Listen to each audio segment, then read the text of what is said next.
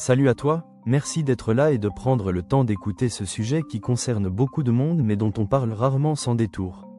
Reste bien jusqu'à la fin, car l'information la plus importante viendra à ce moment-là, et elle pourrait vraiment changer ta façon de voir les choses. Aujourd'hui, on va parler de masturbation quotidienne, un thème qui suscite souvent des débats, des inquiétudes ou au contraire une banalisation totale.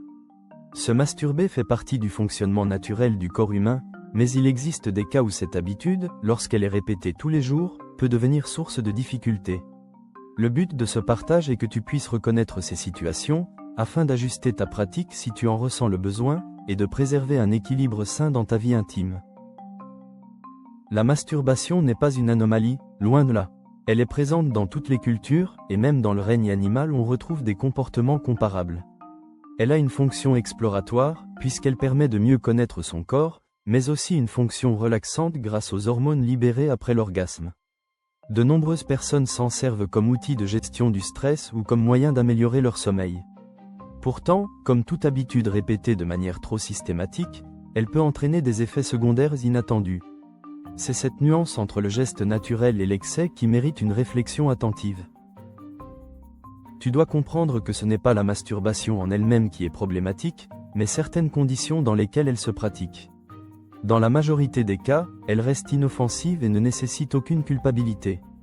Mais il existe des situations précises où sa fréquence peut aggraver ou déclencher des problèmes de santé, qu'ils soient physiques, émotionnels ou relationnels. Cela ne veut pas dire que tu dois bannir définitivement cette habitude, mais simplement être attentif aux signaux de ton corps et de ton esprit. L'essentiel est d'apprendre à reconnaître les moments où espacer les pratiques peut être bénéfique. La première situation préoccupante, c'est la baisse de libido. Le désir sexuel est une énergie qui varie naturellement, mais il peut être altéré par une habitude de masturbation trop régulière. Quand l'excitation est souvent dirigée vers ce geste solitaire, il reste moins de place pour l'élan sexuel envers un partenaire. Tu peux alors remarquer que tes envies relationnelles diminuent ou deviennent secondaires. Dans ces cas-là, réduire la masturbation permet parfois de redonner une nouvelle dynamique au désir partagé, et de raviver la curiosité et la spontanéité dans la vie intime. La deuxième situation concerne directement le plaisir ressenti pendant les rapports sexuels. Le cerveau est un organe d'apprentissage, il s'habitue à ce qu'on lui propose de manière répétée. Si tu es habitué à une stimulation très spécifique, comme ta main, un sextoy ou le visionnage de vidéos pornographiques, ton excitation risque de devenir conditionnée à ce type de stimulation. Lors d'un rapport sexuel, où la stimulation est plus variée et moins contrôlable, tu peux alors avoir du mal à ressentir le même niveau de plaisir ou d'excitation.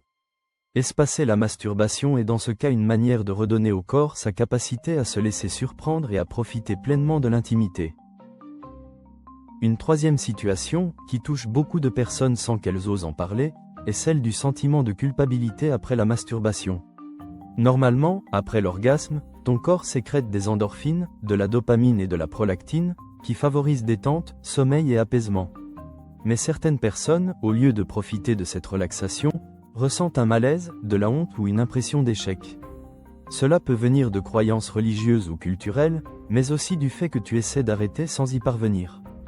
Dans ce cas, chaque orgasme devient associé à un poids psychologique, et la meilleure façon d'alléger ce cercle vicieux est d'espacer les moments de masturbation. La quatrième situation mérite une attention particulière, car elle touche à la qualité de la vie relationnelle. Si tu remarques que tu commences à préférer la masturbation au rapport sexuel, cela signifie qu'un déséquilibre s'installe. Bien sûr, il est normal d'avoir des périodes de préférence, mais si la tendance se prolonge, elle peut conduire à un éloignement affectif et sexuel de ton ou ta partenaire. La sexualité relationnelle est riche, variée, imprévisible, et c'est ce qui fait sa valeur. Laisser la masturbation occuper toute la place, c'est se priver de cette richesse. Réduire sa fréquence peut permettre de retrouver l'envie de partage et la complicité qui accompagne l'intimité à deux. Cinquième situation, lorsque tu as un projet de grossesse. Sur le plan scientifique, la masturbation n'affecte pas directement la fertilité, mais une éjaculation trop fréquente peut réduire temporairement la concentration de spermatozoïdes dans le sperme.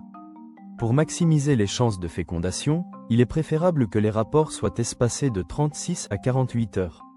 Cela permet aux spermatozoïdes de se régénérer et d'être présents en nombre suffisant. Dans ce cas précis, la masturbation quotidienne n'est pas dangereuse. mais elle peut diminuer l'efficacité des tentatives de conception. Ajuster la fréquence devient alors un geste pragmatique. Une sixième situation concerne ce qu'on appelle le syndrome post-orgasmique. Au lieu de ressentir détente et bien-être, certaines personnes développent des symptômes comparables à une fatigue intense, à un état grippal ou même à une baisse de morale persistante. Ces manifestations surviennent après chaque orgasme et peuvent durer plusieurs heures, voire plusieurs jours. Les chercheurs pensent qu'il pourrait s'agir d'une réaction auto-immune, mais les mécanismes exacts restent encore mystérieux. Si tu souffres de ce type de symptômes, il est évident qu'une masturbation quotidienne ne fait qu'aggraver ton inconfort, et qu'espacer les orgasmes est une solution pour réduire la gêne. La septième situation est celle de l'addiction. La frontière entre habitude et dépendance est parfois fine, mais elle se reconnaît quand la masturbation prend trop de place dans ton quotidien. Tu peux t'en rendre compte si tu passes beaucoup de temps à y penser, si tu ressens une frustration quand tu ne peux pas le faire, ou si cela empiète sur tes autres activités. Dans ces cas, la masturbation n'est plus un choix mais une obligation imposée par ton esprit. La première étape est d'espacer les pratiques pour reprendre le contrôle, et si ce n'est pas suffisant, consulter un professionnel peut t'aider à rompre ce cycle. La huitième situation touche à la sensibilité des organes génitaux. À force de stimulation répétée, le gland ou le clitoris peuvent devenir moins réactifs. C'est un phénomène d'habituation.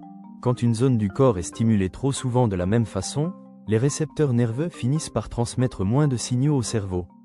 Résultat, le plaisir devient moins intense, non seulement dans la masturbation mais aussi dans les rapports sexuels. Laisser du temps entre deux stimulations redonne au corps la possibilité de récupérer sa sensibilité et de retrouver des sensations plus vives. Enfin, la neuvième situation est plus subtile mais très importante, quand la masturbation devient ton principal anti-stress ou ton somnifère privilégié. Utiliser ce geste de temps en temps pour se détendre ou s'endormir n'a rien d'inquiétant. Mais si tu te rends compte que tu ne peux plus t'endormir sans te masturber, ou que c'est ton seul moyen de gérer les tensions de la journée, cela signifie que tu as développé une dépendance émotionnelle. La masturbation a alors cessé d'être un simple plaisir pour devenir une béquille indispensable. Dans ce cas, l'enjeu n'est pas seulement de réduire la fréquence, mais aussi de trouver d'autres outils de gestion du stress comme la respiration profonde, la méditation ou l'activité physique. À travers toutes ces situations, tu comprends que la masturbation, bien qu'elle soit naturelle et généralement sans danger, peut dans certains contextes poser problème. Le plus important est d'apprendre à écouter ton corps et ton esprit, et de ne pas minimiser les signaux qui montrent un déséquilibre. Espacer les pratiques est souvent suffisant pour retrouver un bon équilibre, mais si les difficultés persistent, il ne faut pas hésiter à consulter un professionnel de santé. Un accompagnement personnalisé peut vraiment faire la différence et t'apporter des solutions adaptées à ta situation. Voilà, tu connais maintenant les 9 situations principales dans lesquelles la masturbation quotidienne peut devenir problématique. J'espère que ces explications t'ont permis d'y voir plus clair et de mieux comprendre les mécanismes qui se jouent dans ton corps et dans ton esprit. N'hésite pas à partager ton avis, ton ressenti ou ton témoignage dans les commentaires, car cela peut aider d'autres personnes qui traversent la même expérience que toi. Et si tu veux continuer à recevoir des informations claires et utiles sur la santé intime, abonne-toi et partage cette vidéo autour de toi. Cela permettra à un plus grand nombre de mieux comprendre leur sexualité et de prendre soin d'eux-mêmes sans tabou.